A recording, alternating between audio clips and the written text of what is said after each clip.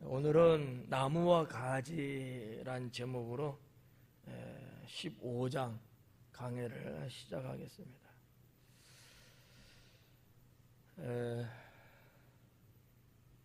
7월 달에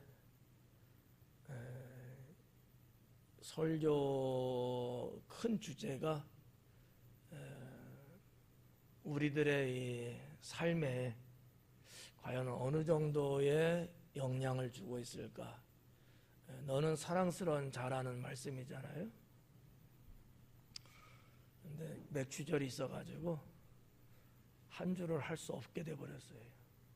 그래서 지난주에도 설교 3가지 중에서 한 가지만 하고 마칠 수밖에 없었습니다. 그래도 상관없죠.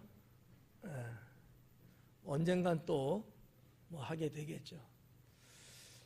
제가 이렇게 보니까 이 사랑스러운이라고 하는 이 어떤 의미, 이런 경우가 또 사랑스럽더라고요. 제가 어느 안경점을 갔는데 그 사장님이 한 40대 중반쯤 돼 보이는데 남자인데 되게 사랑스러워요. 왜 그럴까요?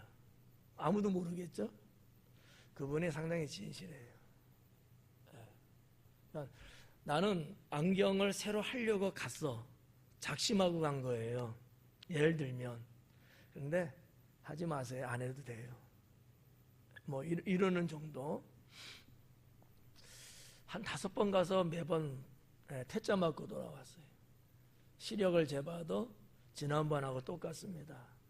안경 바꿀 필요 없습니다. 여기는 흠집인데 그냥 쓰셔도 됩니다. 이 정도. 장사할 생각을 안 하는 것 같은 느낌? 그래서 이제 매출액이 그렇게 다른 안경사들처럼 크지는 않다고 그래요. 그냥 고만고만하게 그냥 살아간다고 합니다. 이제 그런 이제 사장님의 모습을 매번 보죠, 가면은. 근데 볼 때마다 정말 사랑스러워요. 뭐 때문에 사랑스러운 거예요? 진실하기 때문에. 진실하기 때문에. 또 사랑스러운 경우는 이런 거예요. 찬양을 여러분 하잖아요. 박수치는 모습을 보면서 누구는 사랑스럽다는 마음이 들어요. 누구는 이렇게 하는 분도 있고, 누구는 상당히 뭐라고 할까? 자기만의 특색이겠지만 박수를 자기의 감정에 따라서 치는 것 같아요. 하나님께 영광을 돌리는 박수가 아니라 남녀노소를 불문하고 박수가 이렇게 하는 분도 있고, 왜 하는지는 모르겠지만 아무튼 그런 분도 있는데, 근데 찬양을 할 때 뒤에서 쳐다볼 때 아름다운 그 성도의 모습 중에 한 사람은 박수를 아주 정말 찬양하는구나라는 느낌을 줄 수 있는 만큼의 박수 찬양을 하는 거예요. 제가 예전에도 한번 칭찬했던 사람이 있죠. 우리 전수진 청년이 정말 사랑스럽게 박수를 쳐요. 여러분들은 잘 모르잖아요, 그죠? 뒤에 볼 일이 없으니까. 저는 이렇게 볼 때마다 앞에서 봐도 그렇고 뒤에서 봐도 그렇고 상당히 그래도 아가씨인데 그럼에도 불구하고 박수를 참 사랑스럽게 치더라. 이런 걸 이제 볼 수 있고요. 또 한 사람 소개하면 우리 미네예요. 다른 건 사랑스럽지 않아. 농담이고요. 사랑스러운 모습 중에 하나가 뭐냐면 반주할 때예요. 피아노를 칠 때나 키보드 건반을 누를 때 보면은 그 찬양곡과 나의 어떠한 그 손 동작의 텐션이 상당히 나비가 나르는 것 같은 느낌으로 리듬을 타면서 반주를 해요. 그러나 볼 때마다 제가 은혜를 받죠. 참 사랑스럽다. 그만할게요.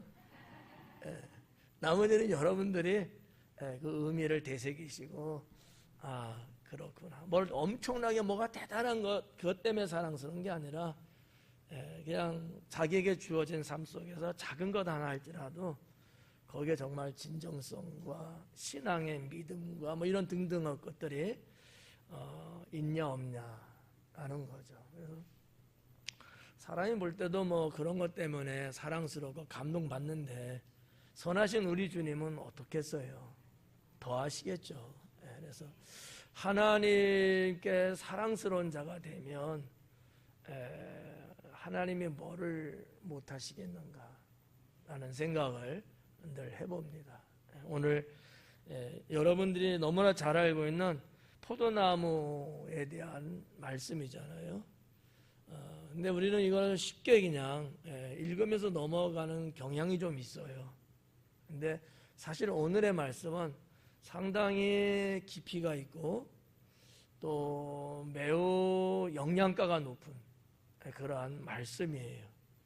주어진 시간에 과연 이것을 다 할 수 있을는지도 장담할 수 없을 만큼 말씀드릴 것들은 너무 많은데 또 무한정으로 갈 수는 없고 해서 시간을 조절하면서 하게 될 텐데 오늘 말씀을 잘 들으시고 나무와 가지라고 하는 제목을 붙였거든요. 자, 나무는 누구를 말하고 있어요? 예수님이고요. 가지는 우리들이죠. 믿는 자들이잖아요. 그러니까 예수님과 믿는 자들의 관계, 이것을 식물학적으로 비유를 들어 말씀하시면서 그 속에 담겨있는 진리를 예수님은 이제 하시는 거고요.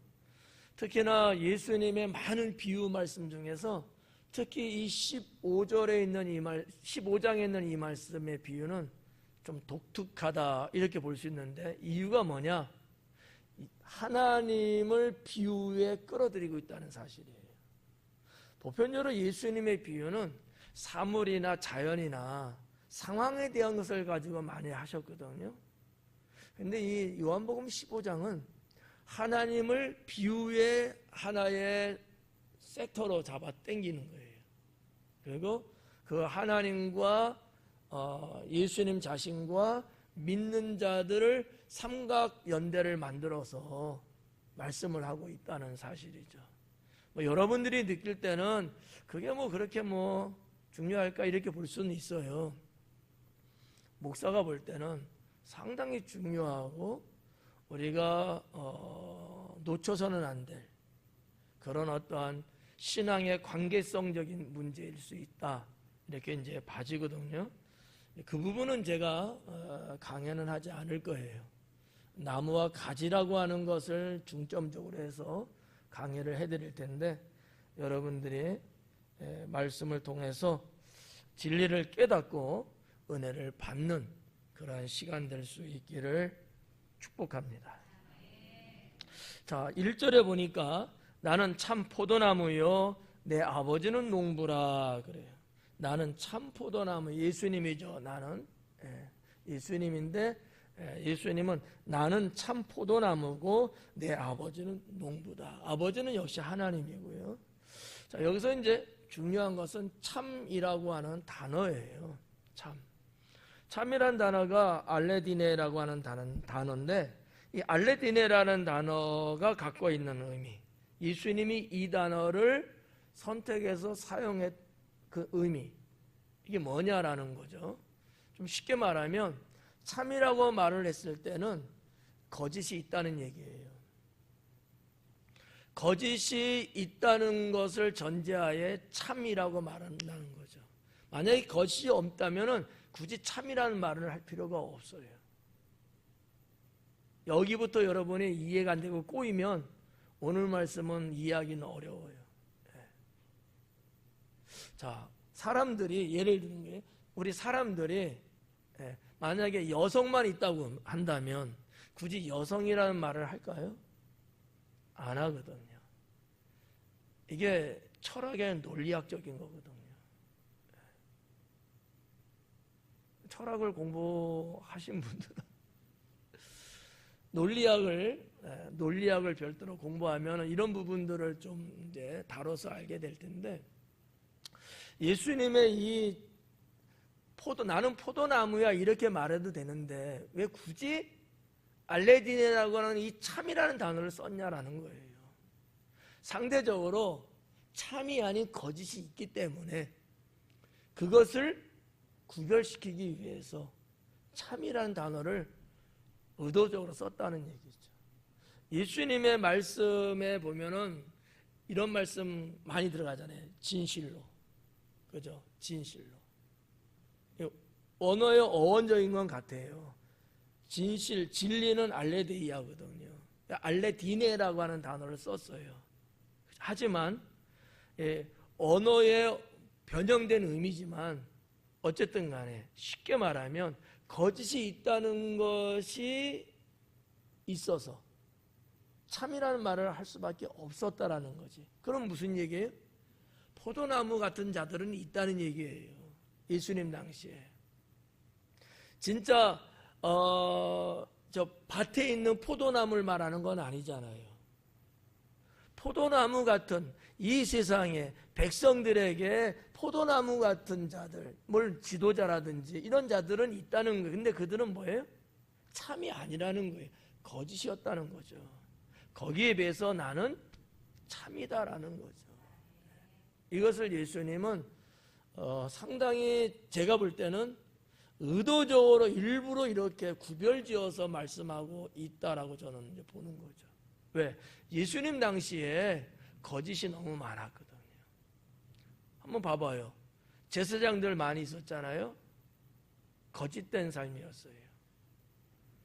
서기관도 그렇고요. 일반적인 바리새인들 나름대로 유대 사회의 신앙 종교 면에 있어서는 상당히 앞선 자들이고 지도자급에 해당되는 사람들이 대부분 많아요.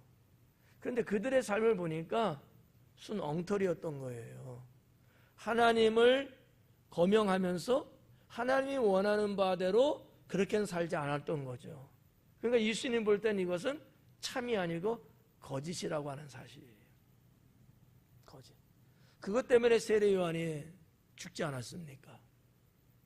세례 요한이 와서 그가 전하는 진리는 다 참이었어요. 그런데 거짓이었던 자들이 이 참을 받아들이지 않고 오히려 죽음으로 몰아갔거든요. 이런 상황을 예수님은 다 보신 거죠. 역시 예수님도 마찬가지고요. 자, 그렇다고 보면 우리들은 거짓이 되는 게 맞을까? 참이 되는 게 맞을까? 어떠세요? 지금 여러분은 참 포도나무 같이 그렇게 살아가는 가십니까? 그렇게 못 사는 거예요? 저의 의도가 조금 이해가 좀 안 가나 본데, 하나님을 믿고 구원받은 자들, 여기까지는 다 공통적일 거예요. 문제는 오늘 본문에서 강조되는 부분이 열매거든요. 열매. 이따가 이제 장황하게 설명해 드릴 거예요. 나는 이 세상을 살아가면서 나는 과연 거짓 포도나무 같이 사는가? 참 포도나무처럼 사는가? 나는 정말 믿음으로 사는가? 나는 정말 진실하게 사는가? 나는 성실하게 사는가? 나는 신실하게 사는가? 아니면 그 반대 내용. 이거로 한번 구분해 보자고요. 여러분은 참이에요? 거짓이에요? 왜 처음부터 말을 이렇게 못해? 왜 나를 힘들게 하시죠? 없는 시간인데. 그렇죠. 우리는 참으로 살아가야 되고 또 그렇게 살아가고 있고요. 예수님 당시에 사람들도 그랬으면 얼마나 좋았겠어요. 근데 예수님 볼 때는 그러지 않았다는 거죠. 그래서 이제 예수님이 15장 이 포도나무에 대한 비유를 하시면서 이 부분에 상당한 역점을 두지 않았겠는가 이렇게 봐줘요. 내가 참 포도나무다라는 것을 강조하는 것도 있지만 상징적이고 의미적인 거였어요. 그런 자들이 없다는 얘기죠. 그래서 우리는 이 아무것도 아닌 것 같던 이 한 단어를 갖고도 나는 예수님이 말씀하신 것처럼 주어진 인생을 참으로 알레디네로 살아야 되겠구나. 이렇게 생각을 하셔야 된다는 거죠. 더 어려운 얘기는 할 수 없을 것 같고, 뭐 예를 들면 이런 거예요. 어려운 거. 이름과 모양은 가지고 있고 실제적인 본성을 가지고 있는 것을 말하는 거다. 뭐가? 알레디네라는 단어가. 이런 말은 좀 어렵잖아요. 풀어서 설명해 드린 거예요. 풀어서.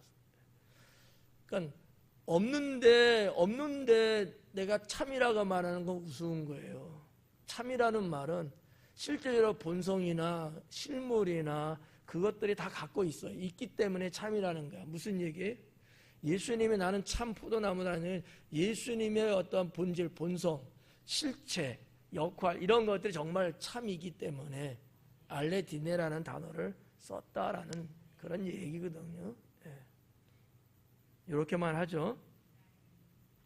자, 그러면 이 참이라는 단어가 나왔는데 우리가 14장에서 보고 왔던 내용이에요. 자, 한번 비교해 볼게요. 하나님 나라와 세상. 세상에 대한 생각은 어떻게 나시나요? 강의했던 내용? 14장 한 17절 전후에서 했는데 뭐 알면 기적이고요. 세상은 뭐를 두고 세상이라고 그랬어요? 그 중에 하나만이라도 말한다면 사탄의 영역 이런 거 말씀드렸죠. 전혀 생각들이 안 나요? 할렐루야네. 제가 할 수 있는 기회를 한 번 더 주셔서 그런 게 세상이라는 것. 세상. 자, 세상은 거짓일까요? 참일까요? 하나님 나라는 거짓일까 참일까요? 구별 가시죠? 이런 부분들을 여기 도입해 볼 수 있는 내용들이라는 거예요.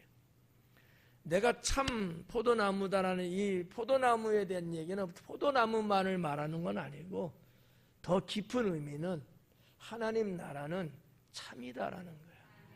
그러나 너희들이 살고 있는 세상, 너희들이 지금 때로는 추구하고 유혹을 받아서 그렇게 하는 그런 세상, 죄악 속에 살아가는 모습 이런 것들은 다 거짓이라는 거예요.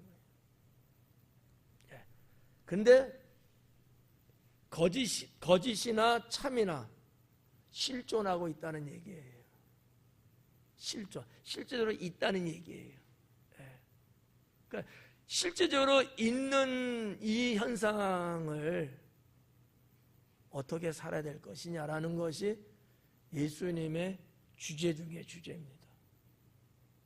비유의 말씀이지만 강력한 메시지가 담겨져 있는 거였거든요.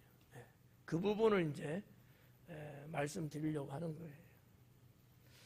자, 넘어갈게요. 나는 참 포도나무요 내 아버지는 농부라. 이 부분은 그냥 넘어갑니다. 2절에 물은 내게 붙어 있어 열매를 맺지 않은 가지는 그래요. 자, 예수님께 붙어 있지만 열매 맺지 않는 가지예요.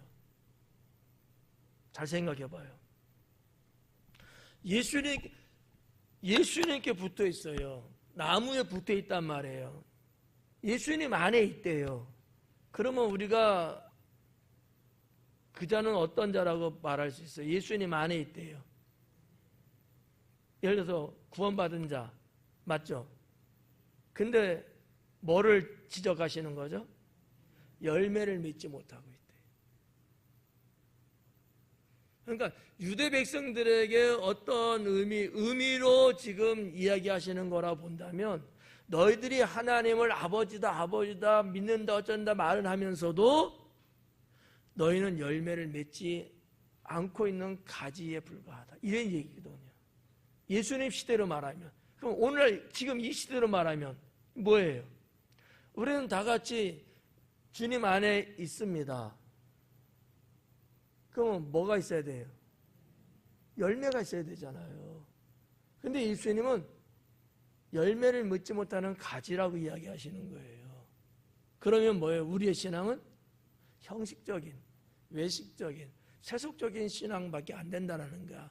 나 교회 다닌다, 나 하나님 믿는다, 어쩐다 말은 하는데 더 나아가서는 지금 우리들처럼 이렇게 나와서 예배를 드리고 성도들하고의 교제와 교감은 나누는데 실제적으로 생활 속에서 뭐는 없는 거예요? 열매는 없는 거예요. 어떻게 생각하세요? 이게 어떻게 보면 충격적으로 받아들여져야 돼요. 예수님이 이 부분을 지금 말씀하고 있거든요.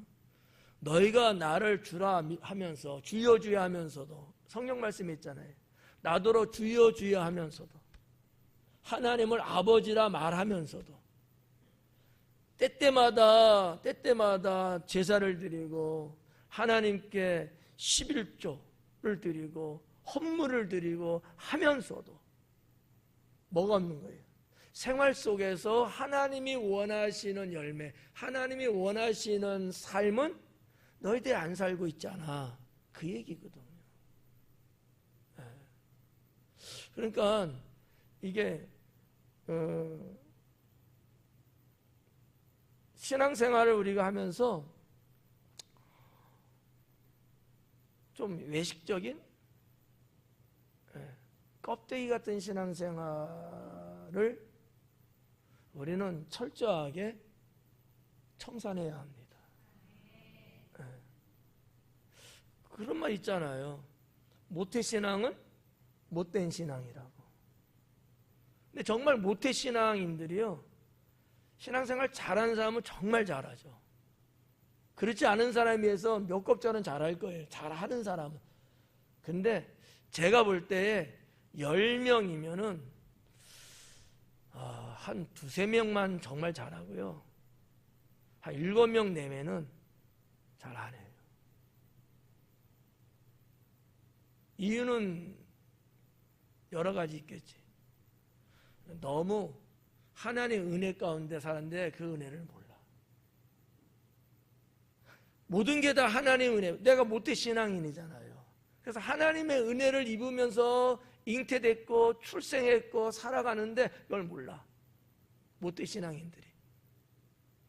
근데 살면서 하나님을 안 믿다가 살면서 예수님 영접하고 체험이 있고 이게 신앙, 이런 사람은 정말 더 열심을 다해서 하나님을 잘 믿는 사람이 많아요. 그러니까 나는 예수님 안에서 나는 뭐 신앙으로 이런 얘기를 하면서 실제적으로는 하나님이 원하는 열매는 없이 산다는 거.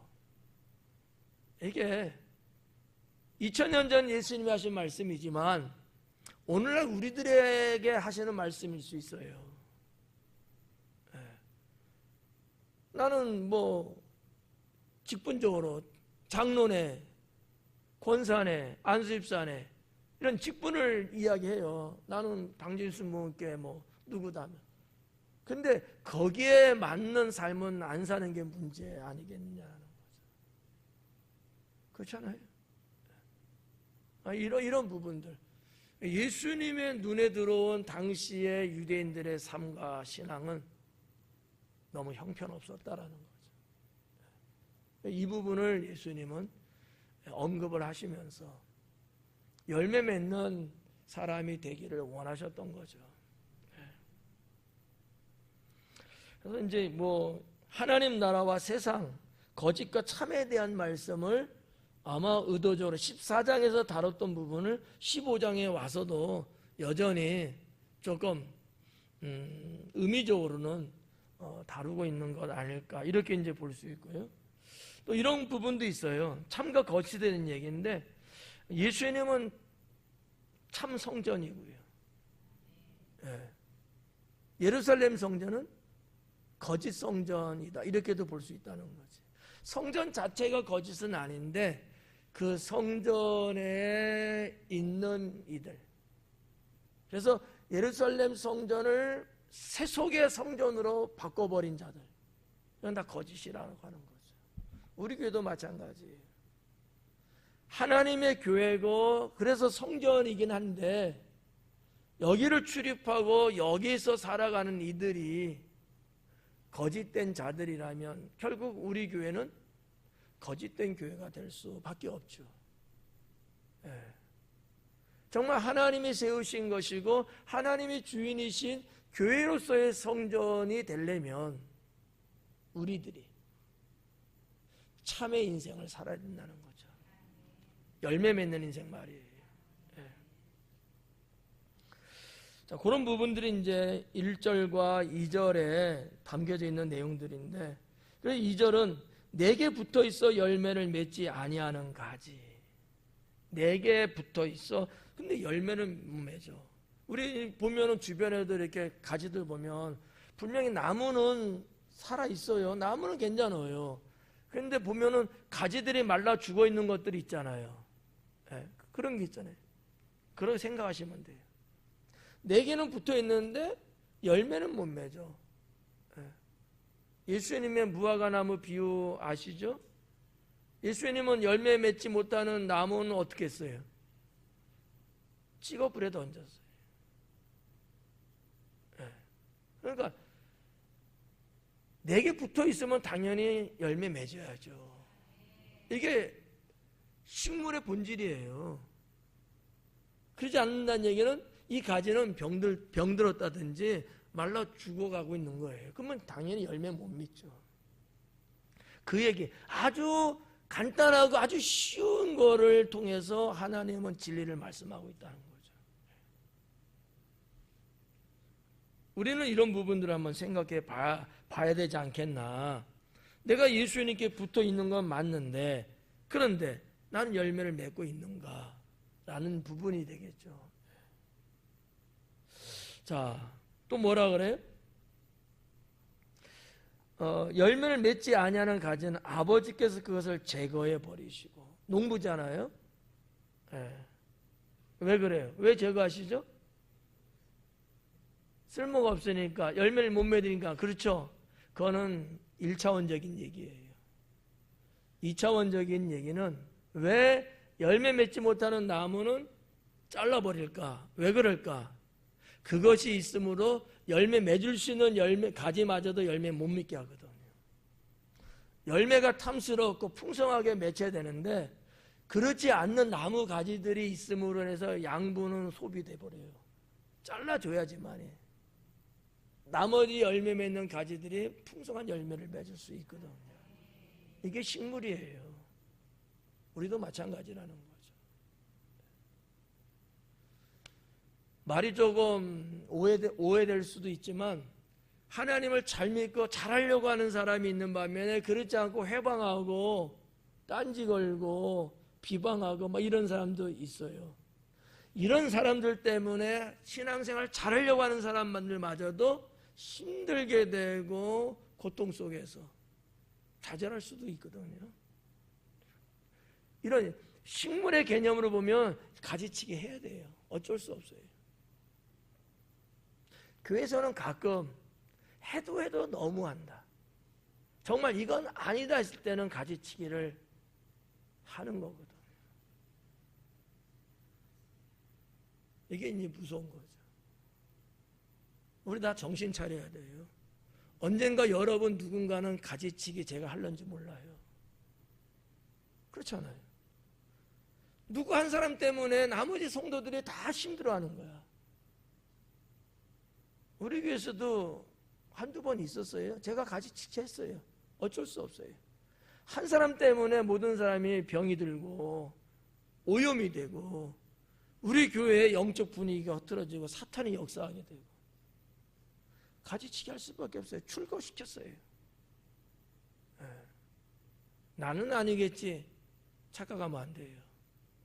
열매 맺지 못하면 가지치기 합니다. 이게 그냥 보면은 야 너무한 거 아니야? 교회에서 그래도 돼? 이런 얘기를 할 수 있죠. 교회니까 하는 거예요. 네. 그래서 오늘 나무와 가지라는 제목이지만 그 안에 주된 건 뭐예요? 열매거든요. 하나님 믿으면서 당신 순복음교회 교인이네 뭐네 하면서 열매 없이 그냥 오히려 다른 이들의 열매를 갉아먹는 그러한 사람이라면 가지치기가 마땅하지 않겠느냐라는 거죠. 가지치기가. 그래서 한 예를 들면 어떤 일을 이렇게 임명을 해요. 그 전에 교회에서 임명하잖아요. 근데 일 열심히 잘하고 뭔가 잘 되면 또 하죠. 아니면 1년 하고 끝이고 1년 전에도 끝날 수도 있고 일종의 이것도 가지치기거든요. 기관장이 됐는데 기관장이 내가 돼서 기관의 회원들이 다 좋아하고 하는 일들이 너무나 은혜가 되고 성장하는 거예요. 문제 없죠. 열매 맺은 거죠. 기관장으로서는. 근데 내가 기관장하고 나서는 우리 기관이 비실비실해. 우리 기관이 뭐 하는 것도 없고 별로 뭐 내세울 것도 없어. 이건 가지치기 하는 거예요. 1년으로. 아니 1년도 길 수도 있어. 이해가요? 예를 드리는 거예요. 가지치기가 나쁜 게 아니에요. 전체를 살려면 가지치기 할 수밖에 없지 않느냐라는 얘기거든요. 그러니까 1차원적으로는 열매 맺지 못해서 병들어서 죽어 아닌 가지치기 한다건 1차원적인 얘기예요. 그보다 더 깊은 거는 열매 맺을 수 있는 가지를 더 살리기 위해서 가지치기 하는 거다라는 얘기죠. 자, 그런 부분들을 우리가 한번 생각해 볼 수 있지 않을까. 하나님께서는 그렇다는 거죠. 아버지께서 그것을 제거해 버리시고 물은 열매를 맺는 가지는 더 열매를 맺게 하려 하여 그것을 깨끗하게 하시느니라. 네. 자, 이 부분은 여러분이 이제 모르고 넘어가면 안 될 부분인데 아버지께서는 그거를 제거해 버리셔요. 이거는 뭐예요? 열매 못 맺는 가지죠. 그건 제거해요. 근데 무릇 열매를 맺는 가지는 더 열매를 맺게 하려 해요. 열매를 맺는 가지는 열매를 더 맺게 하려 하기 위해서 뭐 한다는 거예요? 깨끗하게 한대요. 깨끗한 게 뭘까? 김학순 집사님 혹시 아세요? 가지치기예요. 가지치기. 가지치기를 깨끗하게 한다는 말로 번역이 된 거예요. 열매 맺는 것도요, 좀 가지치기를 해줘야 돼요. 이것은 아예 붙어 있는 자체를 다 떼내는 게 아니라 붙어 있는 가지에서도 가지치기 해주는 거죠. 다듬는다는 얘기예요. 그게 깨끗하게 하신다는 거예요. 그러면 그게 실질적으로 어떤 것들일까요? 자, 여러분들이 열매를 맺는 가지들이야. 생각만 해도 행복하지 않아요? 행복한 얼굴은 아닌 것 같은데? 여러분은 열매를 맺는 가지들이에요. 그런데 제가 여러분을 가지치게 하는 거야. 무슨 얘기일까? 훈련을 시키고 교육을 시키는 거예요. 그래야지만 더 풍성하고 더 달콤한 열매가 나올 수 있어요. 근데 훈련받고 교육받을 때는 어때요? 때로는 힘들고 귀찮고 어려울 수 있잖아. 하지만 그런 가지치기를 통해서 나라는 존재는 더 풍성해지고 탐스러워지는 거예요. 그래서 7월달 말씀에 의하면 어떤 사람이 돼요? 사랑스러운 사람이 되는 거예요. 그게 이 15장의 말씀이에요. 네. 어떻게 이해가 좀 가시나요? 그래서 이 2절에 말하는 그것을 깨끗하게 한다는 거. 네. 근데 예수님은 뭘로 깨끗하게 하신다 그래요? 저 보면 생각 안 나. 성경을 봐야 알아. 뭘로 깨끗하게 하신대요? 안 써 있어요? 그 써 있는데? 3절에 봐봐요. 내가 너에게 일러준 말로. 2절에서 하나님이 깨끗하게 하시는데 3절에서는 예수님이 내가 일러준 말로 깨끗해졌대요. 맞죠? 그건 말씀인가? 말씀. 하나님 말씀으로 깨끗하게 하는 거예요. 하나님 말씀으로. 그래서 왜 목사가 그렇게 말씀을 강조하느냐? 이런 것 때문에 그러는 거예요. 여러분, 왜 목사가 강해를 하나요? 강해 힘들어요. 목사님들이요, 저보고 왜 강해를 해? 힘들게 그래요. 그냥 설교를 하지. 그게 사실이에요.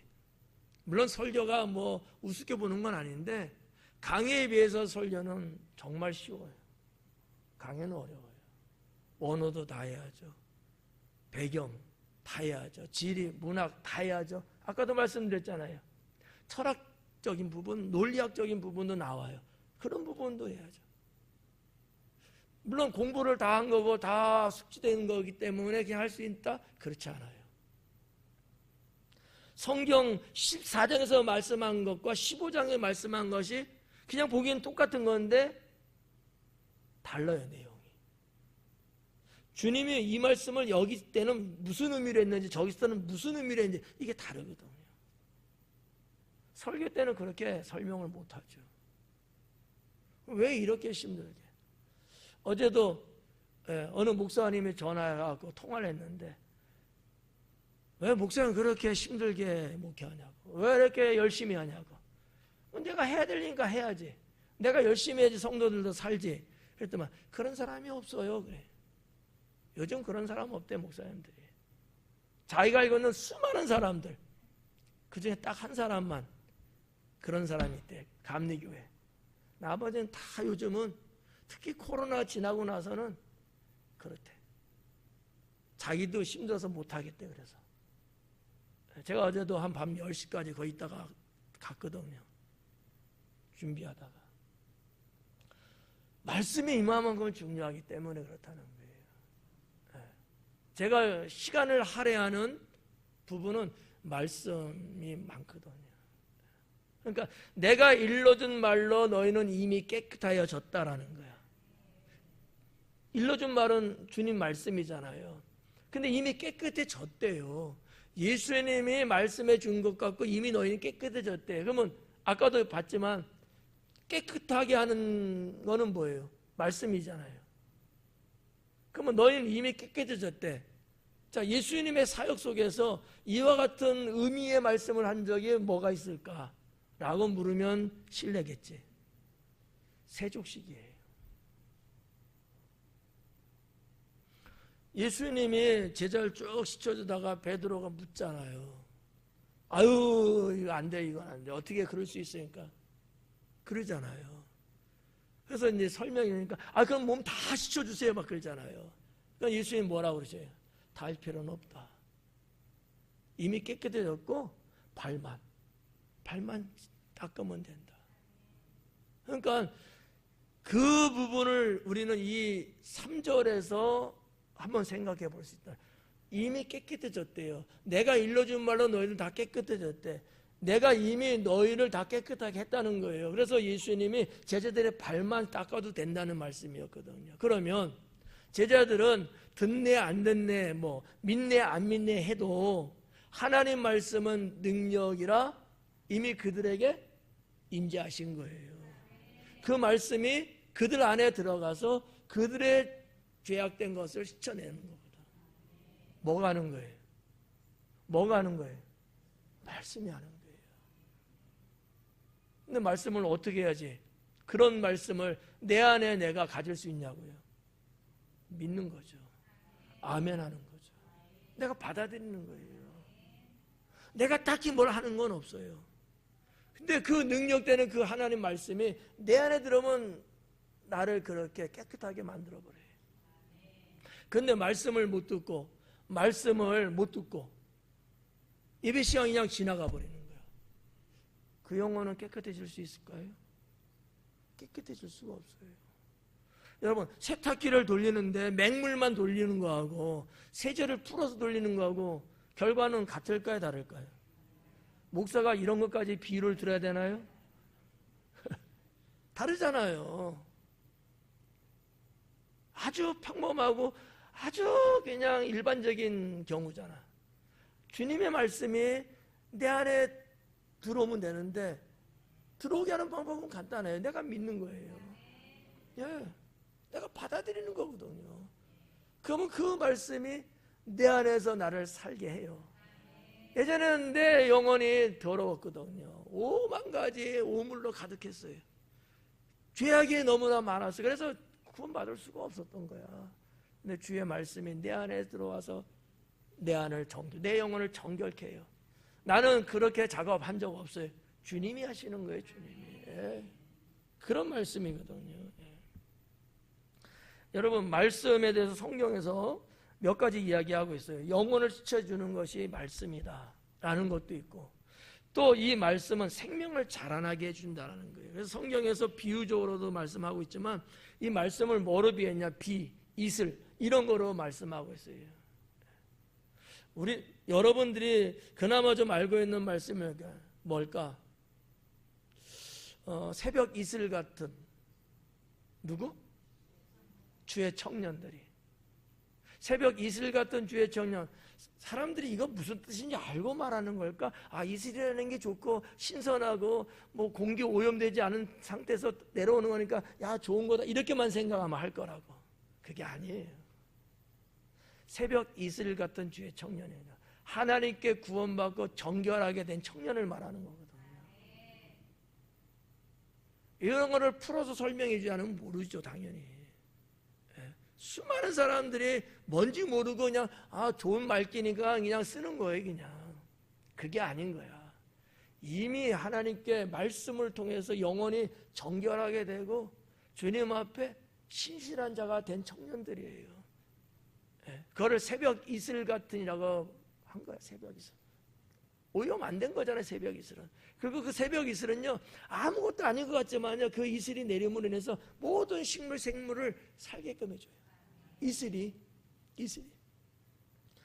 막 퍼붓는 비 갖고 사는 게 아니에요.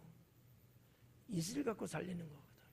그래서 뭐 우리나라 같은 이런 데도 그렇고요, 저 사막 같은 데도요 식물들이 소생합니다. 어떻게 살아요? 그 떼약 빼서 그 열기 때문에 못 살아요. 근데도 살아요. 왜일까요? 새벽에 이슬이 내려요. 성경에 시편에 나오잖아요. 헐몬산의 이슬. 이슬이 새벽에 내려와요. 그래서 식물들 이슬이 뭐 내려왔자 분량이 얼마나 됩니까? 정말 아무것도 아니거든. 그게 시편의 말씀인 거예요. 시편의 말씀. 시냇가에 심은 나무. 물이 흐르는 시냇가 당연히 살. 그 얘기가 아니에요. 이슬이 떨어지며 사는 거거든. 네. 또 이상한 데로 흘러갔다. 네.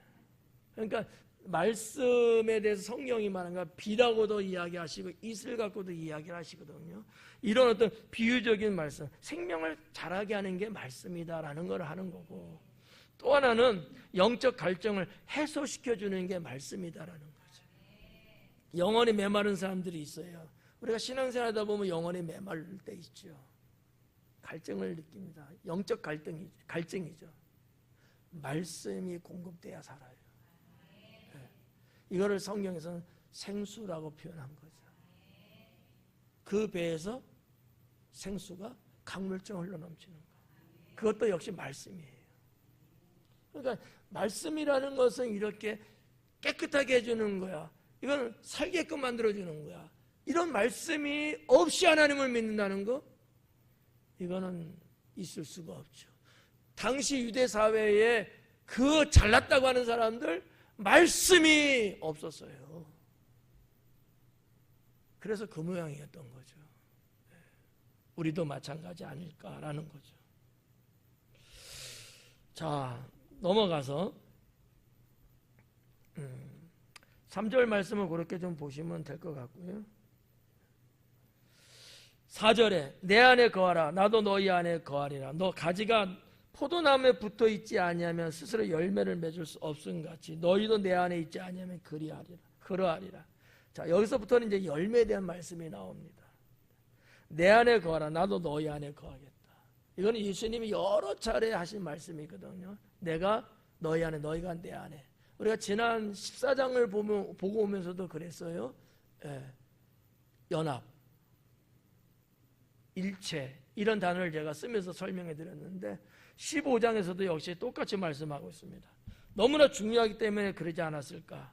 내 안에 거하라. 이 말이 3절에서는 뭐예요? 내게 붙어 있는 거예요. 자, 2절, 3절은 식물적으로 이야기하셨어요. 4절에 와서는 그거를 인물, 사람의 쪽으로 말하는 내 안에 이제 거하라. 내게 붙어 있으면 이 주님 안에 있는 거와 똑같은 의미거든요. 내 안에 거하라. 그러면 나도 너희 안에 거하겠다. 이거 하나만 갖고도 사실 강의하려면 시간이 너무나 많이 필요해요. 우리가 주님 안에 거한다는 게 뭐예요? 한마디로 믿는 거고, 예를 들어서 믿는 거고 따르는 거 여러 가지 있잖아요. 근데 주님이 내 안에 거하신다는 건 또 뭐야? 그러면 아까도 말한 것처럼 주님이 영접하는 거예요. 말씀을 받아들이는 거예요.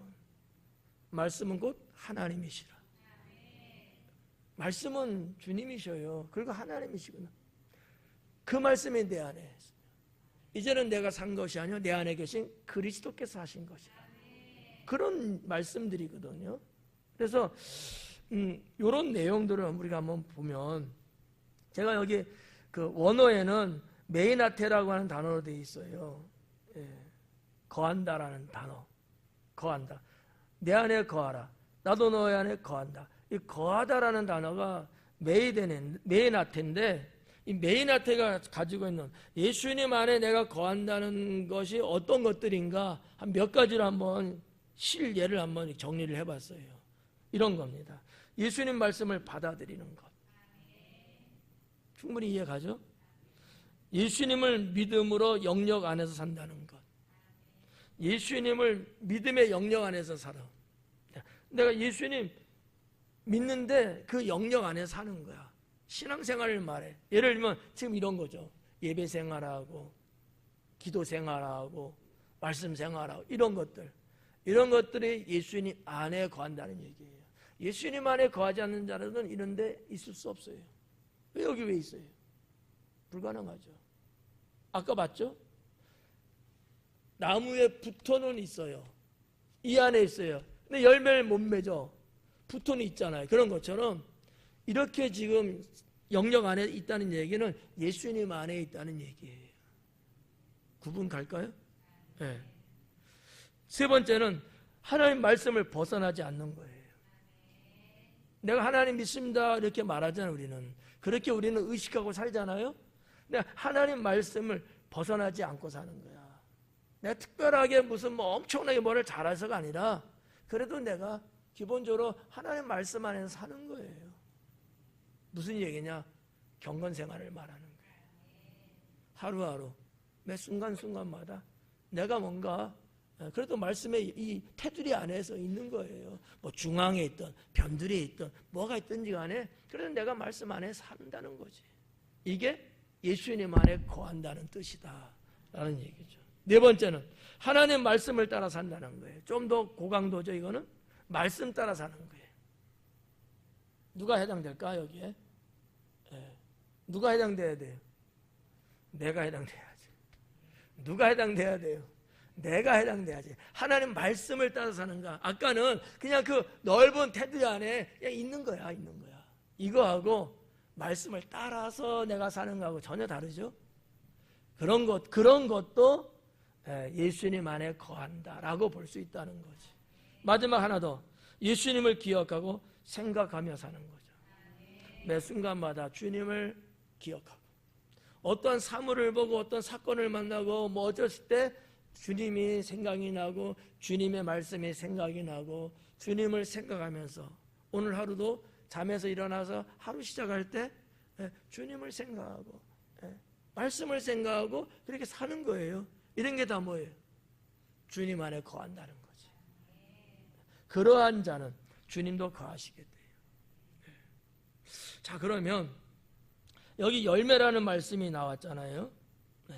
성도는 열매를 맺어야 돼. 이게 하나님의 뜻이에요. 그죠? 예수님이 그걸 지금 강조하고 있는 거죠.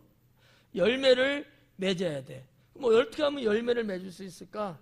첫째, 예수님께 붙어 있으면 열매 맺는다. 두 번째, 하나님께 영광을 돌리게 된다.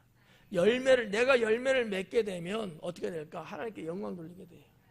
세 번째, 주님의 제자가 될 수 있다. 열매가 갖고 있는 결론이에요.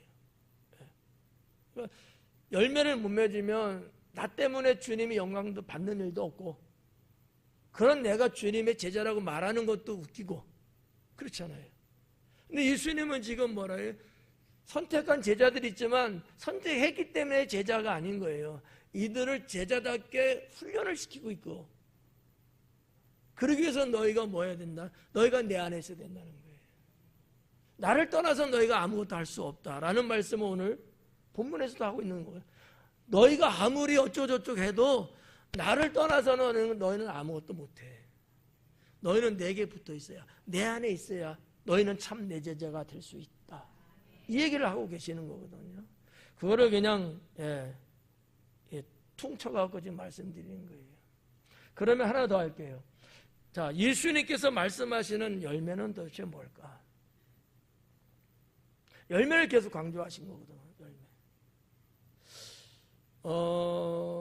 이거를 지금의 열매하고 초대교회 때 열매하고 예수님 당시하고 열매하고 달라요. 다.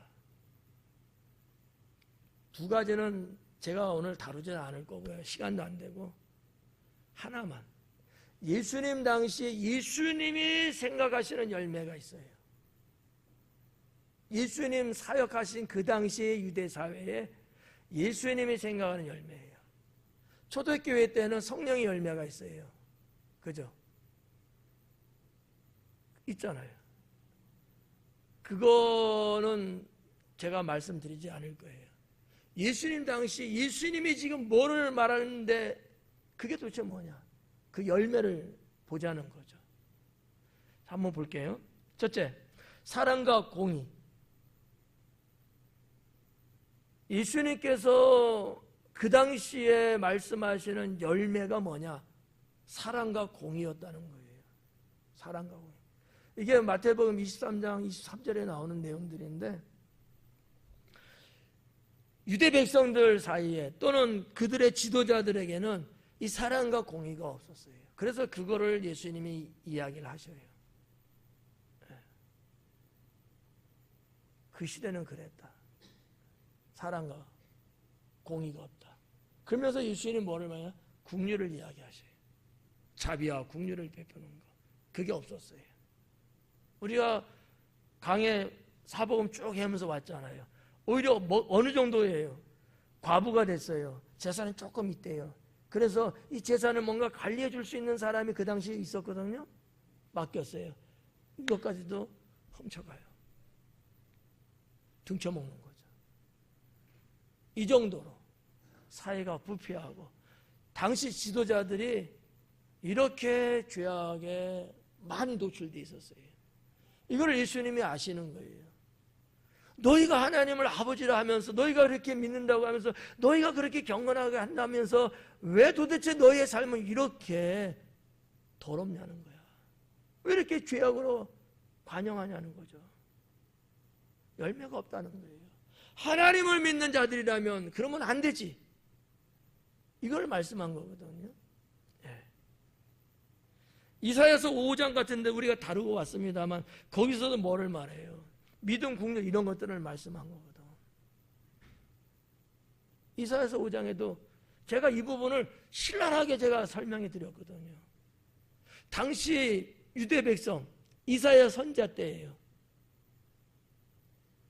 그들이 하나님 앞에 선한 모습들이 없었어요. 심지어는 어느 정도냐? 자식 잡아먹자 라고 할 정도로 말이죠. 이런 부분들을 예수님은 그 당시의 사람들에게 열매라는 개념으로 말씀하고 계시는 거예요. 초대교회 때 말하는 열매하고는 달라요. 오늘날 열매 또 다릅니다. 15장에서 말하는 예수님의 열매는 그 시대를 놓고 봐야 된다는 거예요. 엉뚱한 열매를 말하는 것보다 그 당시의 열매가 무엇이었느냐 이거를 보자는 얘기죠. 두 번째는 뭐가 열매냐? 심령의 변화예요. 마음의 변화, 삶의 변화를 말하는 거죠. 거듭남이죠. 하나님을 믿고 그렇게 하나님 이름 팔아먹으면서 마음의 변화는 없어요. 여전히 마음은 독해요. 악독합니다. 생활은요 엉망진창이에요. 삶의 변화, 그게 열매였다라는 거죠. 마태복음 3장에도 보면 그와 같은 말씀들을 하고 계신다라는 거죠. 삶의 변화예요. 열매에 합당한, 회개에 합당한 열매를 맺으라고 하잖아요. 회개에 합당한 열매. 잘못됐어요. 회개했어요. 그러면 열매가 나와야 되잖아요. 잘못된 거 고쳤어야 되잖아요. 안 고쳐요. 열매가 없는 거죠. 근데 주님은, 세례 요한은 그 열매를 이야기했던 거죠. 잘못했다고 했으면 다시 안 해야지. 예수님이 현장에서 간음하다 잡힌 여인에게도 나도 너를 정죄하지 않는다. 대신 다시는 이와 같은 죄를 짓지 마라. 맞죠? 이게 열매예요. 우리는 늘 그냥 똑같은 죄 자꾸 반복하고 아무 또한 브레이크도 없이 그냥 그 상황이면 똑같이 짓고, 이건 열매 없는 거예요. 적어도 브레이크를 잡고, 적어도 앉으려고 이겨내려고 싸우고 바등바등하면서 가야지. 똑같은 죄를 혹시 진다 할지라도 그게 열매죠. 세 번째는 하나님과의 관계 회복입니다. 하나님과의 관계 회복이에요. 예수님 당시에 대제사장, 서기관, 바리새인 등등등 하나님과 관계 제로입니다. 없어요. 다 자기들의 입속 챙기는 거였어요. 하나님 이름 팔아먹는 거였어요. 심지어 어느 정도까지였죠? 성전 저 바깥 감난산에서 물건을 판매하고 매매했던 행위를 어디까지 끌고 들어왔어요? 성전까지 끌고 들어왔어요. 뭐 때문에요? 거기서 나오는 세금을 가지려고. 어느 정도인지 여러분 감이 오지 않아요? 그 정도로 그 당시에 사람들은 하나님 관계는 완전히 제로입니다. 없어요. 하나님 알기를 우습게 보고요. 그냥 하나님은 우리가 이용해 먹는, 이름 팔아먹는 대상으로만 봤어요. 예수님이 말씀하시는 열매는 그런 너희들이 하나님과 관계를 회복해야 된다고 하는 거예요. 그래야 살 수 있다. 그래야 그런 내용들이죠. 관계 회복하기 위해서는 뭐가 필요할까요? 말씀에 순종해야 되겠죠? 두 번째는 뭘까요? 우상숭배를 버려야 돼요. 그 당시에 유대 백성들이 우상숭배 많이 했거든요. 우상숭배 버려야 되고, 세 번째는 하나님께 경배해야죠. 하나님께 경배하는 거. 이 세 가지가 그들이 하나님과 흐트러진, 끊어진 관계를 다시 복구할 수 있는, 회복할 수 있는 길이었다라고 볼 수 있습니다. 이 내용이 8절까지 내용 다예요. 이제 한번 그냥 훑어만 볼까요? 5절에 나는 포도나무에 너는 가지라. 그가 내 안에 내가 그 안에 거하면 사람이 열매를 많이 맺는다. 나를 떠나서 너희가 아무것도 할 수 없다. 6절 사람이 내 안에 거하지 아니하면 가지처럼 밖에 버려져 마른다. 당연히 죽죠. 사람들이 그것을 모아다가 불에 던져 사르느니라. 상당히 그 당시의 생활에서 볼 수 있는 내용을 예수님은 아주 쉬운 거로 비유를 들고 계시는 거예요. 예를 들고 계시는 거예요. 7절에 너희가 내 안에 거하고 내 안에 너희 안에 거하면 무엇인지 원하는 대로 구하라. 그리하면 이루리라. 이 부분 매우 중요하죠. 자, 거꾸로 한번 볼까요? 거꾸로. 이루리라. 어떻게 하면 이룰 수 있어요? 구하면 이룰 수 있어요. 구하면. 근데 더 올라가 봐야 돼요. 구하면 이룰 수 있어요. 근데 뭐를 구해요? 원하는 대로 구하는 거예요. 더 올라가요. 내가 너희 안에 거하고 너희가 내 안에 거했을 때. 구하면 이룰 수 있는데, 뭐든지 이룰 수 있는데 쭉쭉 거슬러서 거꾸로 거슬러 올라가 보니까 주님 안에 내가 거하며 살 때, 내가 주님이 내 안에 살 때, 그러니까 예수님과 내가 일체가 되고 연합된 관계가 형성됐을 때는 무엇이든지 네가 원하는 것이 있다면 구해라. 그러면 내가 이루게 해주겠다. 그 얘기거든요. 그러니까 우리가 구하여도 받지 못함은 잘못 구함이고 정욕으로 구하기 때문이고, 주님과의 관계는 맺어지지 않았는데, 끊어져 있는데 내가 구하고 있는 거예요. 그냥 허공을 치는 것밖에 안 되죠. 가장 먼저 해야 될 게 뭐예요? 그러면 내가 주님 안에 거하는 상태를 만드는 거죠. 이것도 아닌데 여러분, 백날 구해도 소용없어요. 그거는 마치 미신을 믿는 사람들이 비나이다 산신령께 비나이다 이런 거와 똑같은 거예요. 내가 주님과의 관계, 내가 열매 맺는 삶, 이런 것들이 선행됐을 때 비로소 뭐를 구하도, 그렇죠, 무엇이든지 그랬잖아요. 주님 안에 거하고 주님이 내 안에 거하는 사람이 무엇이든지 구한다는 그 무엇이 뭘까요? 죄 짓는 걸까요? 아닐 거 아니에요. 그 정도의 사람이라면 당연히 하나님이 기뻐하고 또 많은 이들의 영혼을 구원하고 선한 일들이라며 믿음의 백성으로서 내가 살아가는데 필요한 꼭 요긴한 것들을 구할 것 아니겠어요? 하나님이 거절할 이유가 전혀 없죠. 그렇잖아요. 우리가 그냥 일반적으로 생각해도 그렇잖아요. 애들이 말 잘 듣고 자기 할 일 제대로 하고 그런데 부모한테 엄마 나이가 그렇게 잘하는데 그걸 안 들어줘요? 정집사님 어때요? 그렇잖아요. 애들이 말 잘 듣지, 자기 할 일 똑부러지게 하지, 속 썩이지 않고 처신 잘하지, 집안 정리도 눈치껏 이렇게 잘하는 애인데 뭐를 못 해주겠어요? 승찬아, 그렇지? 우리가 한번 그냥 생각해봐요. 당연하지 않아요? 우리 하나님, 그 선하신 하나님이 주님 안에 그하고 이렇게 사는데 뭘 못 해주겠냐고. 우선순위를 잘 알아야 돼. 그래서 부탁되고 목사님이 성장 기도하고 목사님도 오면 중보게 해주니까 가서 기도.